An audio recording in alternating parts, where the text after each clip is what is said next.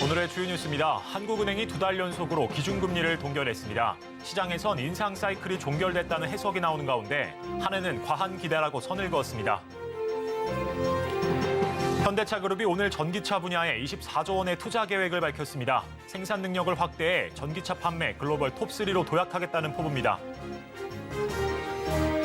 김성태 IBK 기업은행장이 취업 100일을 맞아 2025년까지 중소기업과 소상공인에 200조 원 이상 투자 계획을 밝혔습니다.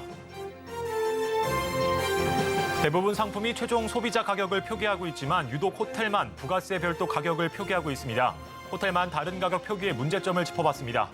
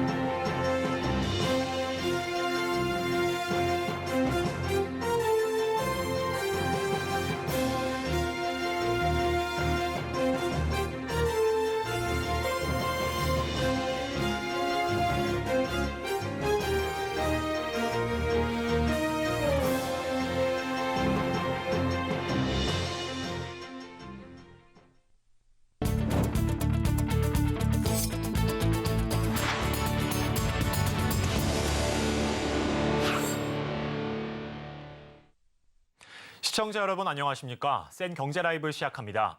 한국은행이 이번에도 기준금리를 동결했습니다. 물가가 다소 안정되고 있는 점을 고려한 판단이었는데요. 하지만 하반기 물가 흐름은 불확실하다고 언급해 추가 금리 인상 가능성은 남아 있습니다. 첫 소식 김미영 기자입니다. 한국은행 금융통화위원회는 오늘 오전 통화정책 방향 회의를 열고 현재 연 3.5%의 기준금리를 다시 유지하기로 했습니다. 앞서 한은은 지난해 4월부터 올해 1월까지 7차례 연속 기준금리를 올린 뒤 지난 2월에는 연 3.5%로 동결했습니다. 금리 결정의 핵심 요인인 소비자 물가 상승률이 둔화세를 보이고 있기 때문입니다. 그동안 금리를 가파르게 올린 효과를 지켜볼 여력이 생겼다는 것으로 보입니다. 금리를 올린 지가 거의 이제 1년 반, 물가에 주는 영향이 올해 상반기에 가장 많이 나타날 것으로 그런 효과가 기대하고 있습니다. 금리가 어떤 영향을 미치는지 일단 잠깐 금리 인상을 중단하고 그 영향을 바라보자. 여기에 미국 실리콘밸리은행 파산 등 영향으로 금융시장이 불안하다는 점도 고려한 것으로 보입니다. 하지만 산유국 감산으로 인한 국제유가 영향과 공공요금 인상 등으로 하반기에는 물가에 대한 불확실성이 크다고 언급했습니다. 특히 한은의 금리 인상 사이클이 사실상 종료됐다는 시장 분석에 대해 상당한 경계감도 드러냈습니다. 금통위원 6명 중 5명이 기준금리를 3.75%까지 올릴 가능성을 열어두자는 의견이란 것이 이 총재의 설명입니다. 추가 금리 인상 가능성을 아예 배제해선 안 된다는 신호를 던진 것으로 풀이됩니다.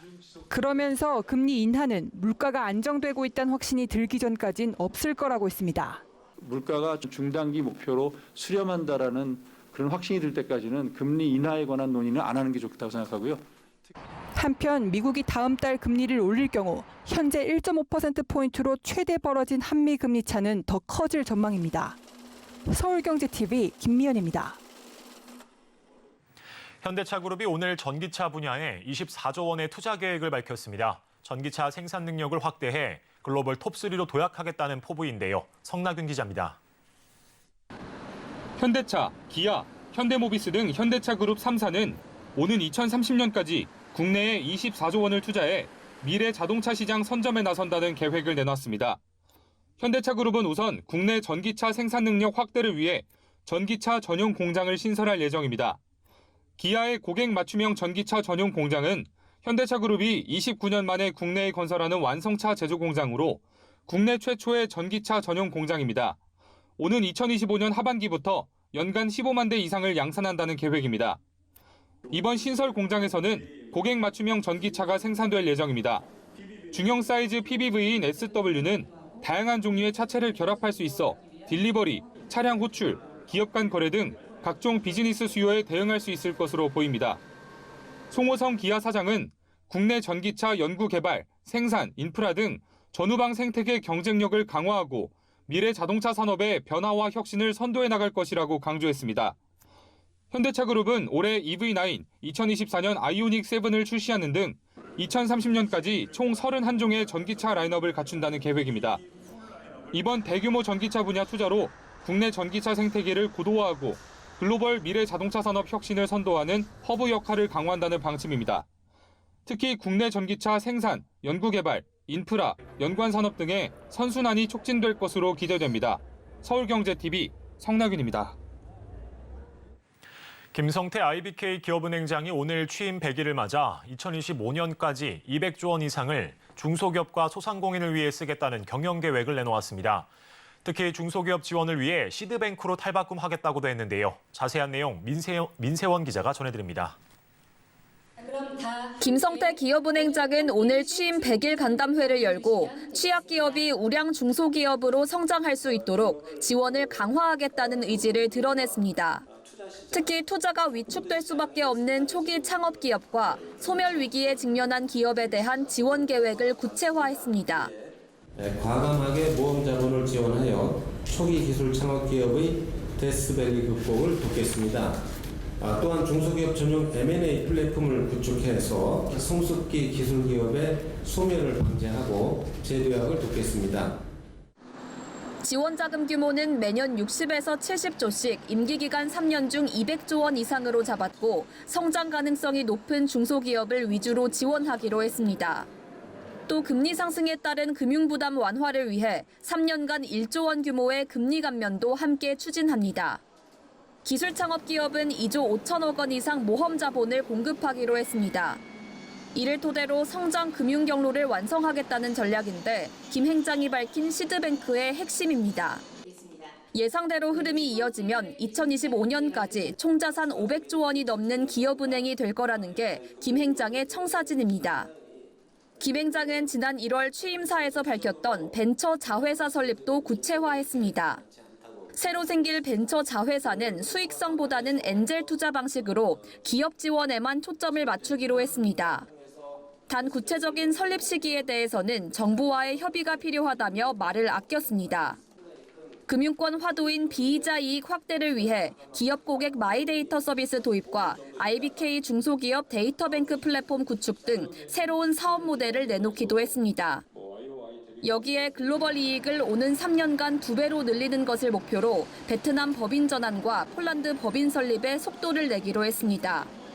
이 외에도 수지 데이터 센터 3배 규모의 하남 데이터 센터를 2025년 중 오픈하는 등 디지털 전환에 속도를 내겠다는 계획도 밝혔습니다. 서울경제TV 민세원입니다. 호텔을 예약하기 위해 안내에 따라 결제 과정을 진행하다 보니 처음 받던 가격보다 더 높은 가격을 지불해야 했던 경험 한 번쯤 있으실 겁니다. 이 호텔에서는 일반적으로 객실 요금과 VAT, 즉 부가세를 별도로 표기하고 있기 때문인데요. 관련 내용 이호진 기자가 짚어봤습니다. 한 호텔 홈페이지의 예약 화면. 홈페이지 첫 화면에 노출되는 객실 요금은 52만 원이지만 최종 결제 페이지에 다다르니 세금 및 봉사료라는 명목으로 10만 원가량이 추가됩니다. 다른 호텔들의 경우도 크게 다르지 않습니다. 객실 요금과 별도로 세금 및 봉사료, 부가가치세 10% 등을 추가로 부과하고 있습니다. 국내 음식점의 경우 지난 2013년부터 음식점 등에서 메뉴 가격을 표시할 때 부가가치세, 봉사료 등이 포함된 실제 지불 가격을 고시해야 하는 최종 지불 가격 표시제가 시행되고 있습니다. 정확한 가격 정보를 제공함으로써 소비자들의 이용 편의를 도모하고 알 권리를 보장하기 위함입니다. 부가세를 제외한 가격으로 어떤 그 거래에 대한 정보를 제공하게 되면 착시 현상과도 같이 그 소비자들이 인지할 때는 이게 뭐 그렇게 비싸지 않은 거구나 이렇게 이제 그 오해할 수도 있는 것이죠. 관광 호텔은 최종 지불 가격 표시제의 시행 대상이 아니기 때문에 호텔이 부가세를 별도로 표기하는 것을 제재할 법적 근거는 없습니다. 보건복지부 관계자는 공중위생관리법을 통해 숙박업소가 정확한 가격을 게시하도록 의무화하고 있지만 부가세를 별도 표기하는 것은 호텔의 재량이라고 설명합니다. 반면 일반 호텔의 범주에 해당되는 모텔의 경우에는 부가세가 포함된 최종 가격을 고시하고 있습니다. 온라인 예약 플랫폼 OTA 역시 마찬가지입니다. 그렇다면 유독 호텔에서만 부가세를 별도 표기하는 이유는 뭘까? 업계 관계자들도 그저 관행이라고만 답합니다. 바꿔 말해 뚜렷한 이유는 없는 셈입니다. 그 제시된 가격이 부가세가 포함되지 않은 가격 체계라고 하는 부분들에 대한 인지도나 이해도가 높은 고객들 위주로 서비스가 제공이 됐는데 과거에 비해서 훨씬 보편적인 서비스가 됐으면 거기에 맞춰서 표시 정책이라던가 정보 제공이라고 하는 부분들도 충분히 좀 보완이 돼야 되지 않을까라고. 호텔이 단순 관광객들만을 위한 숙박업소가 아닌 호캉스 등을 즐길 수 있는 대중적 여가 생활의 공간으로 변모하고 있는 지금 소비자의 혼란을 야기하는 부가세 별도 표기가 꼭 필요한지에 대한 의문이 남습니다. 서울경제TV 이호진입니다.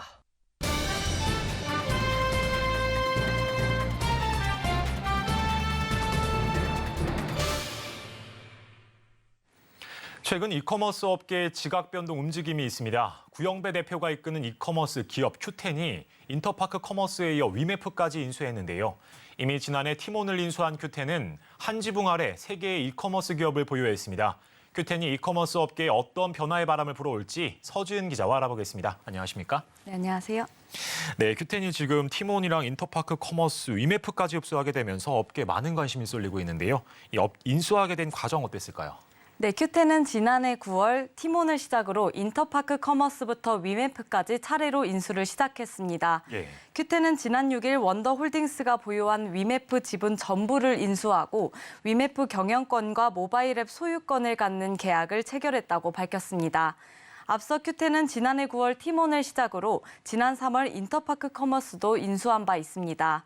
이로 인해 시장 점유율도 단순의 4위로 뛰어올랐습니다. 2020년 기준 위메프와 티몬, 인터파크 커머스의 점유율을 합하면 10%에 육박합니다. 이는 네이버와 신세계그룹의 G마켓, 스타컴, 쿠팡에 이어 4번째입니다.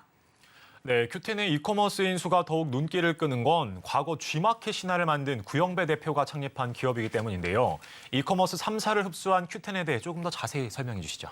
네, 큐텐은 G마켓 창업자 구영배 대표가 지난 2010년 글로벌 이커머스로 만든 플랫폼입니다. 예. 싱가포르에 본사를 두고 해외 고객들에게 한국 제품을 판매하는 사업으로 몸집을 키웠습니다. 현재는 동남아시아를 주축으로 동북아, 유럽, 미주 등 24개국에서 사업을 시작하고 있습니다. 인터파크 창립 멤버인 구영배 대표는 사내벤처로 G마켓을 창업해 국내에 오픈마켓 체제를 도입한 인물입니다. 2007년에는 G마켓의 연간 거래액 3조 원 달성을 이끌었으며 2009년에는 G마켓을 이베이에 매각한 바 있습니다. G마켓을 키운 이력이 있는 구영배 대표의 큐텐은 티몬의 성장에도 본격 드라이브를 걸고 있습니다. 티몬은 큐텐이 경영권을 인수한 후 지난해 4분기 거래액은 전년 동기보다 60%가 늘었으며 올해 1분기 역시 전년 대비 70% 가까이 성장했습니다. 특히 해외 직구 성장이 눈에 띕니다. 지난 3월 티몬의 해외 직구 거래액은 큐텐 인수 직전인 6개월 전과 비교해 56% 급등했습니다. 네, 구영배 대표의 화려한 전력은 알겠지만 이 세 개의 이커머스를 동시에 가져간다면 어떤 이유가 있을 것 같은데요. 이 향후 전략 무엇일까요? 네, 큐텐은 해외 고객들을 적극 활용해 셀러 확보에 총력을 다할 것으로 보입니다. 이커머스 사업을 하기 위해선 고객 수보다 상품을 판매하는 즉 셀러들의 수가 더욱 중요합니다. 다양한 상품을 판매하는 것이 이커머스의 경쟁력으로 이어지기 때문인데요.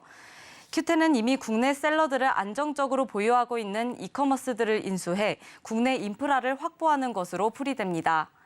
국내 이커머스 기업들도 큐텐이 이미 보유한 해외 고객들을 확보해 수혜를 입을 것으로 보입니다. 해외 수출에 관심이 있는 국내 셀러들 입장에서는 큐텐 산하에 있는 위메프와 티몬 등의 입점을 우선적으로 고려할 수 있습니다. 네, 큐텐의 향후 전략들을 짚어주셨는데 마지막 스텝은 무엇일까요? 네, 이미 시장에서 선두를 달리고 있는 네이버와 쿠팡, 그 다음의 자리를 차지하기 위한 전략으로 풀이됩니다. 관련해서 전문가 설명 들어보겠습니다. 현재 우리나라 이커머스 시장이 쿠팡하고 네이버 쇼핑 중심이 돼서 선두를 달리고 있는데요. 실제 중위권 시장에 메인 업체가 없는 게 좀 아쉬움이 있습니다.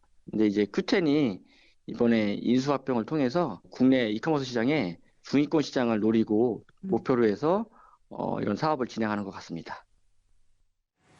네, 일각에서는 큐텐이 자사의 물류 전문 계열사 큐익스프레스 나스닥 상장을 위해 몸집 불리기에 나선 것이 아니냐는 지적도 나왔습니다.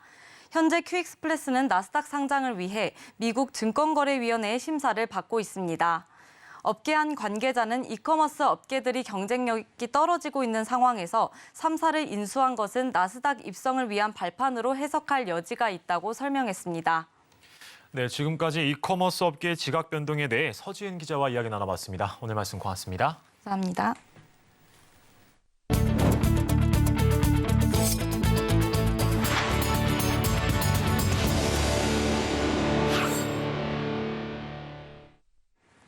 대한건설협회가 건설 현장 정상화를 위한 결의대회를 개최했습니다. 정부가 건설 현장 불법 노조와의 전쟁을 선포한 가운데 원도급사들도 정상화를 위한 역할과 책임을 다하겠다고 나선 겁니다. 이지영 기자가 보도합니다. 서울 강남구 논현동에 위치한 건설회관. 삼성물산과 현대건설, GS건설 등 국내 30대 건설사 최고 경영자들이 한자리에 모였습니다. 이들이 모인 이유는 건설노조의 각종 불법 행위를 폭로하고 이를 뿌리 뽑는데 원도급사들이 적극적으로 나서겠다는 의지를 대회에 알리기 위해서입니다.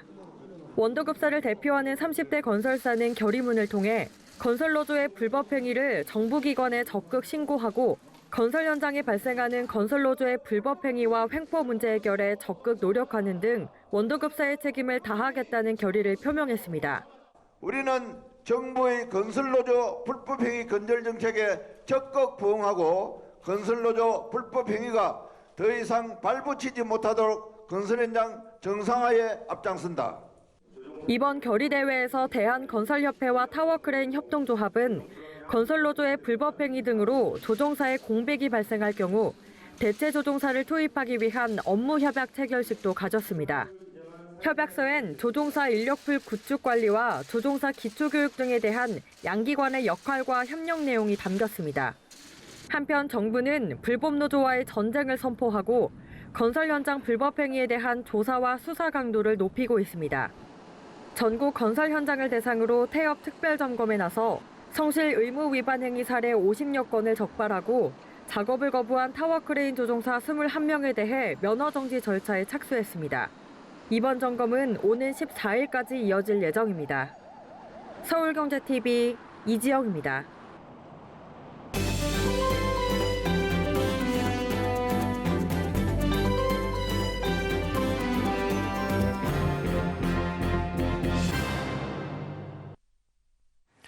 (2021년) 쿠팡 덕평 물류센터 화재, 작년 말 제2경인고속도로 방음터널 화재, 올해 발생한 한국타이어 공장 화재까지 매년 반복되는 대형 화재에 인명과 재산 피해 규모가 커지고 있습니다. 화재는 초기 진압이 무엇보다 중요한데요. 인공지능을 활용해 화재 감지는 물론 초기 진압까지 안전한 대한민국을 만들기 위해 고군분투하고 있는 기업이 있습니다. 김혜영 기자가 AI 재난 솔루션 기업 엠젠솔루션에 다녀왔습니다. CCTV 화면을 통해 빨간 불길이 발견됩니다. 이내 뿜어져 나오는 연기도 인식합니다. 연기와 불씨를 감지한 AI는 곧바로 실제 화재 여부를 식별합니다. 불이 진짜인지 가짜인지를 판단하는 겁니다. 이후 실제 불로 판단되면 자동 소화 시스템이 가동됩니다. 정확한 발화점을 찾아 소화제나 물을 뿌려 진압에 나섭니다. 이는 엠젠솔루션의 AI 영상 분석 시스템을 활용한 AI 소방 솔루션입니다.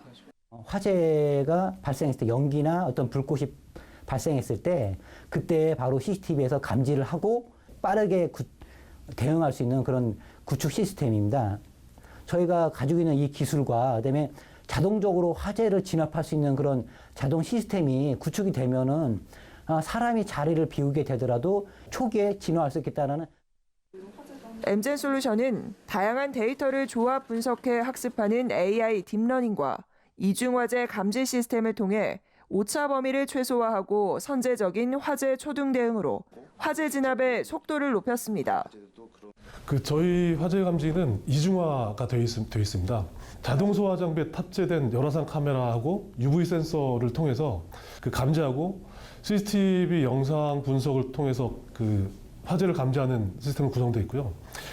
AI 솔루션은 화재 감지를 위해서 미리 학습된 AI 엔진을 통해서 그 감지율을 높이거든요. 화재 감지 정확도를 크게 향상시켰고요. 대형 화재로 번질 수 있는 물류 창고, 전기차 충전 시설 등 다양한 분야로 확장도 가능합니다.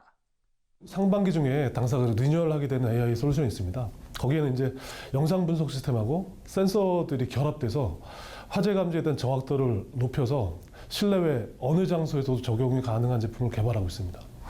그래서 각종 터널, 물류센터, 재래시장, 배터리 충전 보관처, 태양광 시설 등 다양한 분야로 확대 적용 가능하고 향후 시장 전망은 아주 밝다고 보고 있습니다.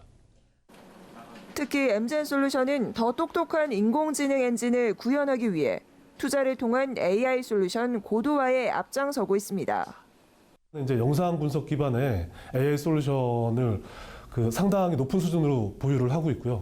특히 영상 분석 기반의 AI 기술은 AI 엔진하고 더불어서 양질의 학습 데이터를 얼마나 많이 보유하고 학습시켰느냐가 성능에 많은 영향을 미치게 됩니다.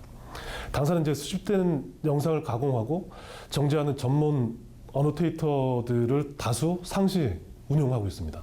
그래서 거기에 관련한 국가 과제를 통해서도 성능 향상에 투자를 아끼지 않고 있습니다.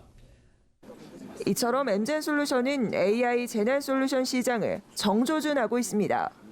화재뿐 아니라 지진, 인파 대응, 범죄 예방 등 AI 영상 분석 활용도를 높여 안전한 대한민국을 만들겠다는 포부입니다. 특히 정부 정책에 발맞춰 서울지자체에 AI 인파 대응 관제 시스템을 공급한 데 이어 AI 기반의 안전 시스템 관련 국책 과제도 진행하고 있습니다. AI를 활용한 사회 안전망 시스템 구축에 저희가 최선을 다하고자 합니다. 앞으로 우리 사회는 지금 인공지능이 사용되지 않는 분야가 없습니다. 저희 회사가 가지고 있는 AI 솔루션은 행정망 구축과 그다음에 사람들이 지나다니는 그런 CCTV를 다 영상을 다 분석을 해서 범죄 예방에도 활용이 되고 있고 또 화재 예방에도 활용이 되고 있습니다. 이 일을 통해서 저희가 사회 안전망을 구축하는 데 큰 도움이 되겠다라고 생각이 됩니다. 엠젠솔루션은 AI 재난 솔루션을 통한 사회 안전망 구축을 위해 오늘도 바쁜 걸음을 재촉하고 있습니다. 서울경제TV 김혜영입니다.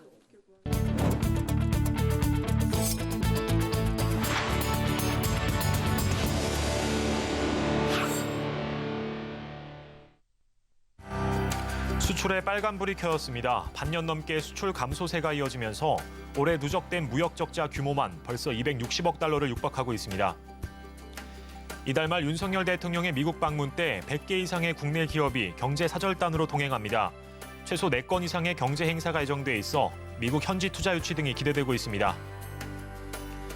공정거래위원회가 구글에 421억 원의 과징금 철퇴를 내렸습니다. 구글 플레이의 경제 행사 원스토어의 입점을 제한해 부정한 방법으로 독점력을 키웠다는 판단입니다. 올해 2월 전국 부동산 매매량이 전월 대비 30% 넘게 늘어난 것으로 나타났습니다. 정부의 부동산 규제 완화 정책이 통했다는 분석이 나옵니다.